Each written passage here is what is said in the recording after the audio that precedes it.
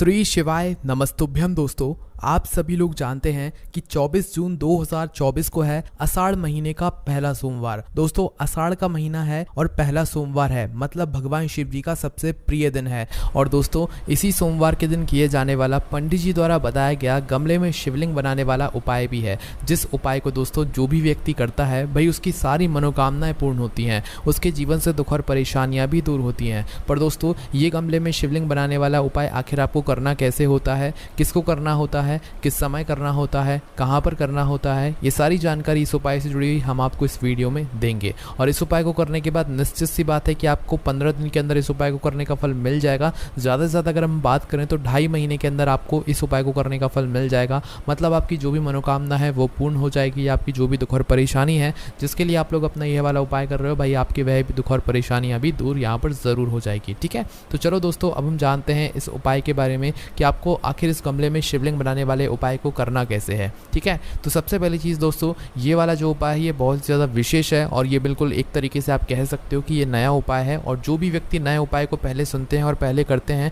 भाई उनको उस उपाय को करने का फल बहुत ही जल्दी और बहुत बड़ा होकर मिलता है। ठीक है, तो सबसे पहली चीज़ आप लोगों को करना क्या है वो आप लोग यहाँ पर बहुत ही ध्यान से सुनिए। देखिए, गमले में शिवलिंग बनाने वाला उपाय है, तो यहाँ पर आप लोग इस वाले उपाय को 2 जगहों पर कर सकते हो। ठीक है, सबसे पहले आप लोग वह 2 जगह सुन लो, उसके बाद हम लोग जानेंगे कि इस उपाय को कौन कर सकता है। ठीक है, तो देखो, सबसे पहली चीज़ आप इस उपाय को अपने घर के गमले में कर सकते हो और दूसरा किसी पेड़ के नीचे कर सकते हो। ये 2 स्थान है, इन 2 स्थानों में से किसी भी एक स्थान के पास में आप लोगों को अपना ये गमले में शिवलिंग बनाने वाला उपाय करना है। ठीक है, या तो अपने घर में जो गमला उपस्थित हो वहाँ पर कर सकते हो, या तो आपके घर के पास में आपके घर में कोई वृक्ष हो, बड़ा सा वृक्ष हो, पूजनीय वृक्ष हो, किसी भी पेड़ के नीचे आप लोग बैठकर अपना ये वाला उपाय कर सकते हो। बस ध्यान रखना, अगर गमले में ये वाला उपाय कर रहे हो तो गमले में तुलसी का पौधा नहीं होना चाहिए। किसी और पौधे के, कोई और पौधा अगर लगा हुआ है तो ही आप लोग ये वाला उपाय गमले में करना। अगर तुलसी मैया का पौधा लगा हुआ है तो गमले में उपाय मत करना। ठीक है, और या तो आप फिर किसी पेड़ के नीचे कर सकते हो। किसी भी एक जगह पर आप लोगों को ये वाला उपाय करना है, ध्यान रखना इस बात का। ठीक है, और इस वाले उपाय को घर में से कौन सदस्य करेगा, तो देखो इस वाले उपाय को घर में से किसी एक ही सदस्य को करना है, घर के सभी सदस्यों को नहीं करना है, क्योंकि घर का अगर एक कोई बड़ा मुख्य सदस्य भी इस वाले उपाय को करेगा तो उसके पूरे भरे परिवार को इस उपाय करने का फल मिल जाएगा। तो भाई सबसे पहला काम आप लोगों को क्या रहेगा कि भाई घर की जो बड़ी माताएं बहनें हैं वो मुख्य रूप से वही ये वाला उपाय करेंगी। अगर घर की बड़ी माताएं बहनें किसी कारणवश उपाय ना कर पा रही हों या घर की बड़ी माताएं बहनें घर में उपस्थित ना हो तो भाई फिर घर का कोई बड़ा पुरुष भी इस वाले उपाय को कर सकता है, फिर कोई दिक्कत वाली बात नहीं। पर मुख्य रूप से घर की जो माताएं बहनें होंगी उन्हीं को ये वाला उपाय करना चाहिए, अपनी घर की सुख और शांति के लिए, मनोकामना पूर्ति के लिए और दुख और समस्याओं को दूर करने के लिए। ठीक है, तो ये बात आप लोग यहाँ पर समझ गए होंगे। तो भाई आपको करना क्या है, तो अब यहाँ पर आप लोग सबसे पहले उपाय की सामग्री सुन लो। तो देखो, सोमवार का दिन रहेगा, 17 जून को सोमवार रहेगा, तो 17 जून को सोमवार के दिन इस वाले उपाय को आपको सुबह सुबह करना है। सुबह से लेकर दोपहर के समय के बीच में आप लोग कभी भी इस वाले उपाय को कर सकते हो। मतलब 12 बजे से पहले पहले आप लोग कभी भी इस वाले उपाय को आप लोग कर लेना, आपको उपाय को करने का फल जरूर मिलेगा। ठीक है, तो अब यहाँ पर उपाय की सामग्री क्या है वो भी हम लोग यहाँ पर जान लेते हैं। तो देखो, उपाय की जो सामग्री है वो सबसे पहले है दोस्तों 5 बेलपत्र। क्या है? 5 बेलपत्र। अब ये जो 5 बेलपत्र हैं, अगर कोई ऐसा प्रश्न करेगा कि 5 बेलपत्र ना मिले तो क्या करें, तो देखो 5 बेलपत्र अगर नहीं मिले तो आप उपाय नहीं कर पाओगे। इसलिए 5 बेलपत्र या तो आप किसी वृक्ष से तोड़ कर लाना या कहीं से खरीद कर लेकर आ जाना। पर इस उपाय में हमें 5 बेलपत्र की आवश्यकता पड़ेगी और ये वाला उपाय भगवान शिव जी के मंदिर में जाकर नहीं होगा, इस बात का भी आप लोग ध्यान रखना। ठीक है, तो सबसे पहली चीज़ 5 बेलपत्र आप लोगों को यहाँ पर रख लेना है। उसके बाद में दोस्तों क्या लेना है आप लोगों को, एक घी का दीपक। जो घी का दीपक आटे का होगा, जिसके अंदर गोल बत्ती आप लोग रखोगे और शुद्ध देसी गाय का घी उसके अंदर डालोगे। ठीक है, तो एक जो है ये आपको घी का दीपक भी यहाँ पर तैयार कर लेना है। घी का दीपक तैयार करने के बाद दोस्तों आपको अपने साथ में रखना है 2 लोटा जल। 2 लोटा जल या 2 पात्रों का जल, है ना। 2 लोटा अगर आपके घर में उपस्थित है तो भाई 2 लोटा जल के अंदर जल भरकर आप लोग तैयार कर लो। अगर 1 लोटा आपके घर में है तो भाई 1 लोटा जल भर लो और दूसरा कोई पात्र लेकर, कटोरी वगैरह लेकर उसके अंदर एक जल भर लो। ठीक है, भरना आपको 2 चीज़ों में ही जल है, 2 पात्रों में ही जल है, इस बात का आप लोग ध्यान रखना। ठीक है, तो ये पूरी उपाय की सामग्री है जो कि आप लोगों को उपाय करने से पहले जो है तैयार करके रख लेना है। और ये वाला उपाय सुबह से लेकर दोपहर के समय के बीच में ही होगा, ये वाला उपाय शाम के समय नहीं होगा, इस बात का आप लोग विशेष रूप से ध्यान रखिएगा। ठीक है, तो भाई जब भी आपकी उपाय की तैयारी पूरा हो जाए तो भाई उसके बाद में आपको उपाय को करने के लिए उस जगह पर पहुंच जाना है जहां पर आप लोग अपने ये वाला उपाय करने वाले हो। उपाय जितना जल्दी करने की कोशिश करोगे उतना ज़्यादा अच्छा होगा। ठीक है, तो सुबह सुबह उठकर आपको उपाय करने की पूरी तैयारी करके उपाय करने के लिए पहुंच जाना है। इस उपाय को करने की सबसे अच्छी बात यही है कि इस उपाय को आप अपने घर के आसपास या घर में ही कर सकते हो, क्योंकि घर में आपके गमले भी उपस्थित होते हैं और पेड़ भी उपस्थित होते हैं ना। तो भैया आपको क्या करना है, कोई भी एक गमला लेना है जिसके अंदर तुलसी का पौधा ना हो, कोई फूल का पेड़ लगा हो, कोई भी पेड़ लगा हो, भाई उसके नीचे आप लोग अपना ये वाला उपाय कर सकते हो।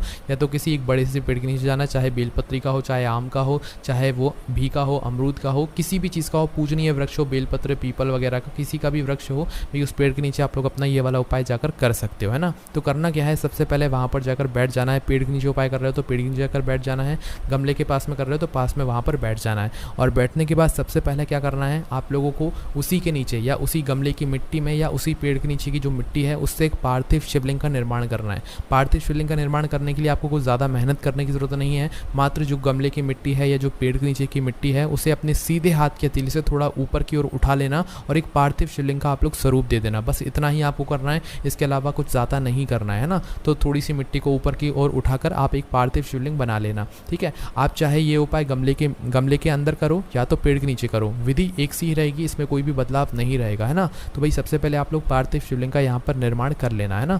पार्थिव शिवलिंग बनाने के बाद अब आपको क्या करना है, अपनी जो 5 बेलपत्र हैं उन 5 बेलपत्र को निकाल लेना है ना। अब देखो जो 5 बेलपत्र आप लोग निकाल लोगे, इन 5 बेलपत्र को आप लोगों को 5 अलग अलग नाम लेकर समर्पित करना है। कहाँ पर समर्पित करना है, जो आपने पार्थिव शिवलिंग बनाया है उसके ऊपर समर्पित करना है। और ध्यान रखना, जो 2 पात्रों में आप जल लेकर आए हो या जो 2 लोटा में आप लोग जल लेकर आए हो, ये 2 लोटा जल आपको अभी नहीं चढ़ाना है जब तक हम आपको नहीं बता देते हैं ना।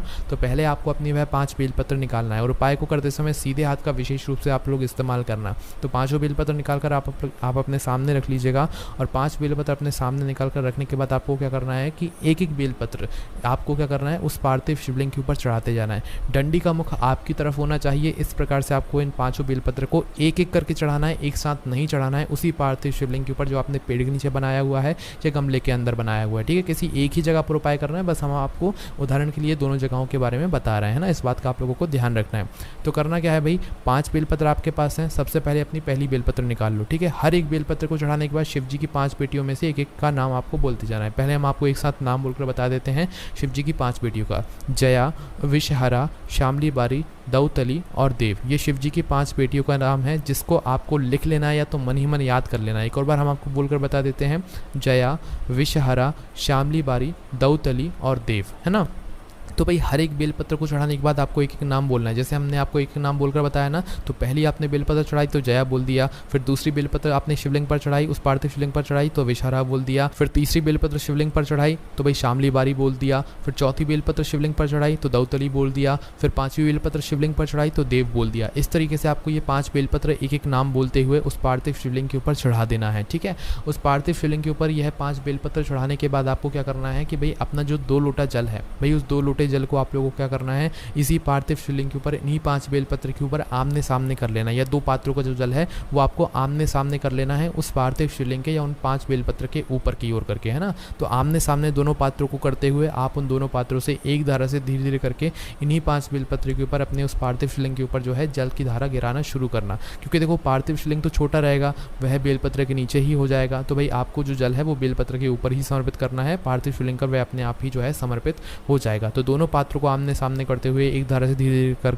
करके जो जल है वो आपको समर्पित करते जाना है। और जैसे ही आप लोगों का पूरा जल आपका समर्पित हो जाता है तो वही जल समर्पित करने के बाद आप अपने साथ में जो घी का दीपक लेकर आए हुए हैं वही उस घी के दीपक को आप लोग जला लीजिए। ठीक है, इस घी के दीपक को आप लोग उपाय को करने से शुरू करते समय भी जला सकते हो और अभी भी जला सकते हो। ठीक है, तो शुरू में भी जलाओगे तो भी कोई दिक्कत वाली बात नहीं है। तो अब आप अपने इस दीपक को जला लो। इस दीपक को घर से जलाकर नहीं लेकर आना है, यहीं आकर जलाना है, वो भी अपनी माचिस से जलाना है। ठीक है, इस दीपक को यहाँ पर आकर आप लोग क्या करना है, सबसे पहले जला देना है। दीपक को जलाने के बाद आप चाहो तो इस दीपक से आरती कर सकते हो, पूजन कर सकते हो, अर्चना कर सकते हो। और दीपक से आरती पूजन करने के बाद इस दीपक को उसी पार्थिव शिवलिंग के पास में, अपने गमले के पास में कहीं पर भी, उस पेड़ के पास में कहीं पर भी जहाँ पर आप लोग अपना पार्थिव शिवलिंग बनाया है या उपाय कर रहे हो, वहीं पर पास में अपना ये वाला दीपक रख देना। दीपक जैसे ही रख देते हो तो भाई भगवान से हाथ जोड़कर 2 मिनट सबसे पहले तो आप लोग अपने श्री शिवाय नमस्तुभ्यम का जाप कर लेना, भगवान शिव जी के नाम का जाप कर लेना। और जाप जैसे ही हो जाए उसके बाद में भगवान से अपनी वो मनोकामना बोलना जिसके लिए आप लोगों ने अपना ये वाला उपाय किया है। ठीक है, या जिस दुख और परेशानी के लिए आप लोगों ने अपना ये वाला उपाय किया है।